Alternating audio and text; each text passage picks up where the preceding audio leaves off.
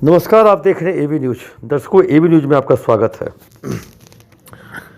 31 दिसंबर को बिहार सरकार ने 22 एसपी को डीआईजी में प्रमोट किया, 3 डीआईजी को आईजी में प्रमोट किया और 1 एडीजी को डीजी में प्रमोट किया। सभी लोग टकटकी लगाए हुए थे कि इनकी पोस्टिंग होगी। 31 दिसंबर को ही इनकी पोस्टिंग के लिए टकटकी लगाए हुए थे, लेकिन आखिरकार वो पोस्टिंग हुई नहीं।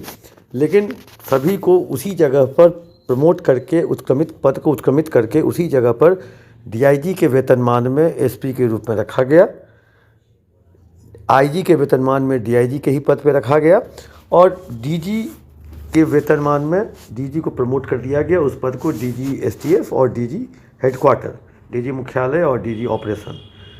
अब कल 1 जनवरी था, कल 1 जनवरी नए साल का जश्न था, लेकिन इन सारे लोगों के लिए जश्न का माहौल नहीं दिखा, क्योंकि सभी लोग कहीं न कहीं एक कमरे में कोने में दुबक के मुंह लटकाए हुए बैठे हुए थे और एक दूसरे से बात कर रहे थे जो आखिर ऐसा क्यों हुआ। मैं भी कल पटेल भवन में था, कई सारे जगहों पर गया। सब लोग एक ही प्रश्न पूछते थे, जो आखिर इसके पीछे कारण क्या है, ये खेला क्यों हुआ। किसी ने मुझसे पूछा, जो ऐसा कौन सा स्ट्राइकर है जो कैरम बोर्ड की सारी गोटी को बिखेर दे रहा है। एक ने कहा, ज़्यादा जोगी मठ उजारे। एक ने कहा, जो इस खेल के पीछे कौन है।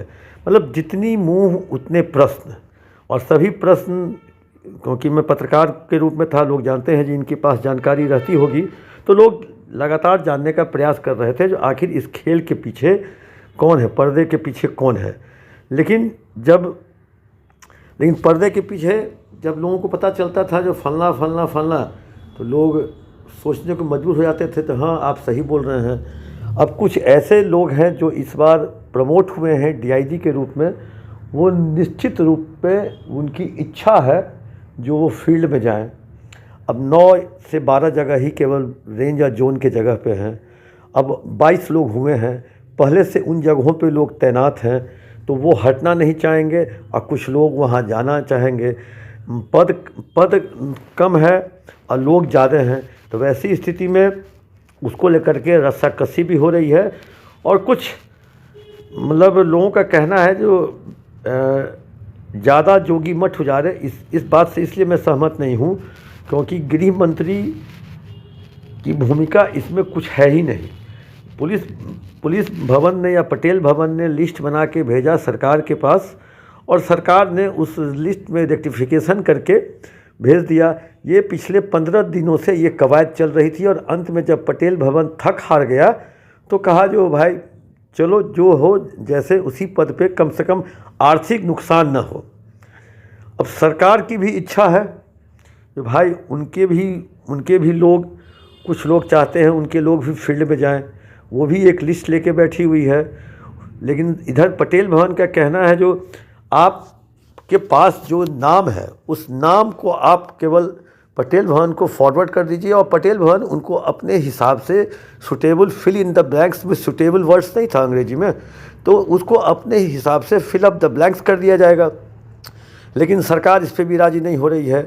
सरकार उस व्यक्ति की पोस्टिंग चाह रही उसी जगह पे जहां सरकार इच्छुक है, वैसे जगहों पर पटेल भवन तैयार नहीं है, क्योंकि जवाबदेही सरकार से ज़्यादा पुलिस के डीजीपी की होती है।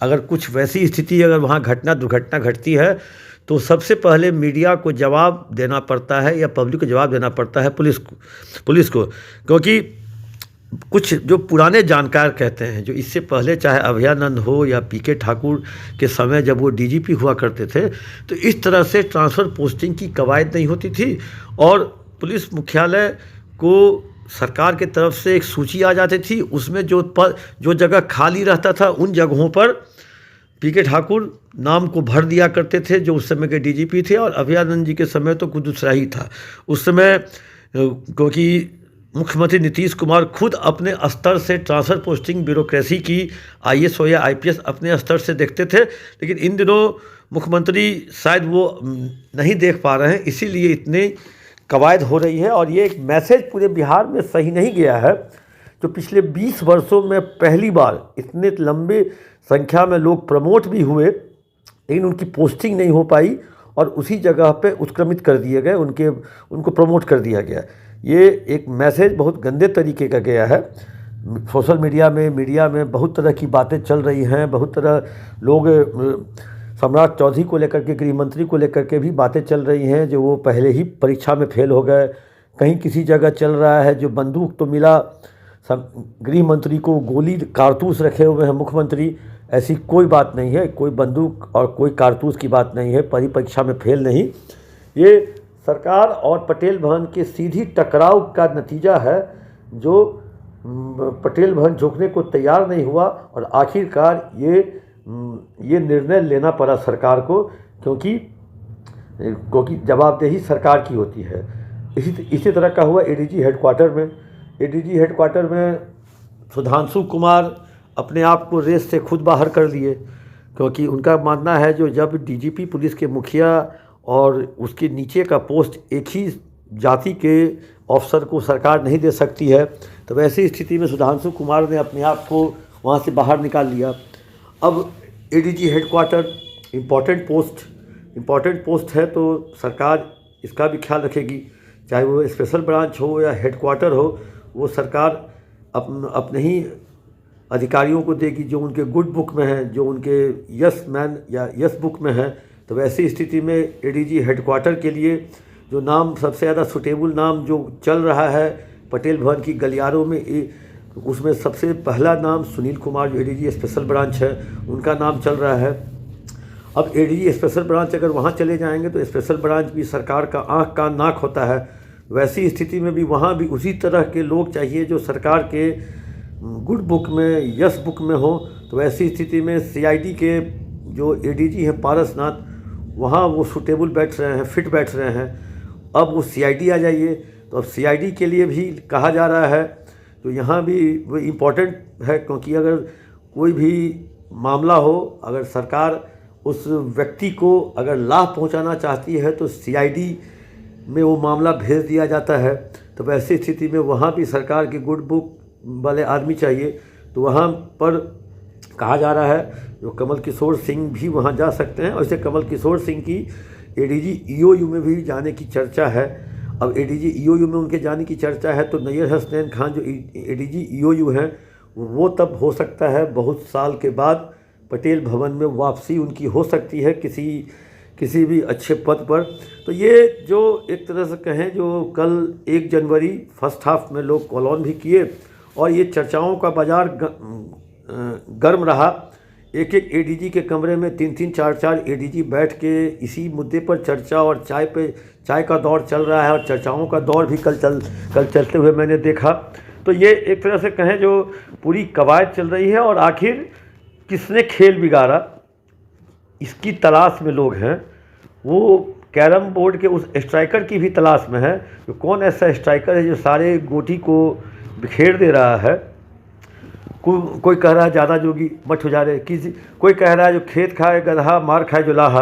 अब किसी एक के कारण सारे लोगों को अगर कहें जिस तरह का दंड मिला हो, ये दंड ही कहा जाएगा, क्योंकि आप आईजी बन गए हैं लेकिन बैठे हुए हैं डीआईजी की कुर्सी पर, आप डीआईजी बन गए हुए हैं बैठे हुए हैं एसपी की कुर्सी पर। तो इस तरह की समस्याओं से या कहें इस तरह का प्रॉब्लम इन दिनों बिहार पुलिस के, लेकिन बहुत ज़्यादा दिनों तो ये नहीं रहेगा, क्योंकि सरकार के भी साख पर ये असर पड़ा है, साख पर बट्टा लगा है। इसलिए हो सकता है जो वीकेंड तक, आज शुक्रवार है, कल शनिवार या रविवार तक इस पर ज़रूर कुछ सरकार निर्णय लेगी और बहुत जल्दी लोगों की पोस्टिंग भी होगी। वैसे जहाँ तक मेरी जानकारी है, लोग कह रहे हैं जो इस महीने में जनवरी के 15 तक लगभग 7 से 8 लोग दिल्ली जाने के लिए कहें जो उनको एनओसी मिल सकता है या मिल जाएगा। इसलिए सरकार हड़बड़ी में नहीं है। वो 7-8 लोग जैसे ही जगह खाली करेंगे तो उन 7-8 जगहों पर जो प्रमोट किए हुए लोग हैं उनकी पोस्टिंग भी की जा सकती है। और वैसी स्थिति में जब जिला खाली होगा, बीएमपी खाली होगा, तब नए लोगों की वहाँ पर पोस्टिंग की भी संभावना बनेगी। और वैसी स्थिति में अब लोगों को इंतज़ार करना पड़ेगा, क्योंकि बहुत सारे लोग जो कमांडेंट में बैठे हुए थे, एसटीएफ में बैठे हुए थे, बीएसएफ में बैठे हुए थे जितेंद्र कुमार, एसटीएफ में संतोष कुमार, प्रमोद यादव, ऐसे कई लोग थे जो फील्ड में निकलने के लिए तैयार थे। पटना के कई सारे सिटी एसपी भी तैयार थे, लेकिन सबको अभी खरमास ख़त्म होने का शायद इंतज़ार करना पड़ सकता है, क्योंकि खरमास से पहले सरकार शायद ही निर्णय ले। लेकिन कुछ जानकार बता रहे हैं जो जनवरी के पहले हफ्ते में, मतलब इस वीकेंड के बाद नया सप्ताह कहें या शनिवार को, कल भी हो सकता है या सोमवार तक इस पर सरकार निर्णय लेगी। अब देखते हैं दर्शकों, इंतज़ार करते हैं आखिर सरकार कब तक निर्णय लेगी, क्योंकि एक चीज़ तो ज़रूर है, जो इस बार जो डीआईजी बने हैं उनमें भी बहुत सारे ऐसे हेवीवेट हैं जिनका इंजन काफ़ी मजबूत है और वो फील्ड में हैं। कुछ डायरेक्ट कांटेक्ट हैं सरकार से, जिनके लिए सरकार ने एड़ी चोटी लगा दिया है। अब आप समझ रहे होंगे सरकार से मेरा मतलब किससे है, क्योंकि सरकार खुद समझ रही है और पटेल भवन खुद समझ रही है उनका कुछ न कुछ बात, उनकी कुछ न कुछ बात माननी होगी, तभी जाकर इस प्रॉब्लम से निजात मिलेगा या प्रॉब्लम से छुटकारा मिल सकता है। अब देखते हैं दर्शकों, इंतजार कीजिए कब तक सरकार नोटिफिकेशन निकालती है। और इस नोटिफिकेशन का इंतज़ार दर्शकों मुझे भी रहेगा, क्योंकि उस नोटिफिकेशन से साफ तौर पे झलक जाएगा जो उस ट्रांसफ़र लिस्ट में किसकी चली, क्योंकि इस बार बहुत सारे मठ हैं। तो अब देखते हैं कौन से जोगी का इस बार चलता है, किसकी चली, सरकार की चली कि पटेल भवन की चलकी। इस सरकार में 1 नंबर 2 नंबर 2 तरह के हैं, तो अब देखना है जो आखिर किसकी चली। ये सरकार का नोटिफिकेशन निकलने के बाद और देखने के बाद ही ये पता चल पाएगा आखिर। दर्शकों दीजिए इजाज़त, आप अपना कमेंट बॉक्स में देना ना भूलें।